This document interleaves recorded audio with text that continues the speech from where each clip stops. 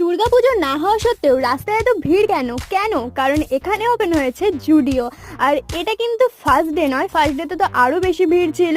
যাই হোক, এই ভিড়ে আমি একটুখানি যোগদান দেবো বলে মাকে সাথে নিয়ে চলে এসেছি আর গুটি গুটি পায়ে ঢুকছি জুডিওর ভেতরে। তো নিচটা হচ্ছে লেডিস সেকশন, আর এই এত ভিড় দেখে দেখে আমরা একটুখানি ওপরেও চলে আসি, আর ওপরটা ছিল বয়েজ সেকশন। আর এখানেও বেশ ভালোই ভিড় ছিল, আর এই ভিড়ের মধ্যেই দু তিনটে ফ্রেন্ডের সাথেও দেখা হয়ে যায়, কিন্তু সবার সাথে ভিডিও বানানো হয়নি। এই একটা ফ্রেন্ডের সাথে ভিডিও বানাই। এরপর আমরা নিচে চলে আসি, আর নিচে নামার সময় এই ফার্স্ট রোটাতে দেখো কি ছিল জানি না, কিন্তু পুরো রোটা ফাঁকা, মানে সবাই কিনে নিয়ে চলে গেছে। এরপরে ওই ভিড়ের মধ্যে আর বেশিক্ষণ না দাঁড়িয়ে ওখান থেকে বেরিয়ে আমরা চলে আসি এই চপের দোকানে চপ নেব বলে।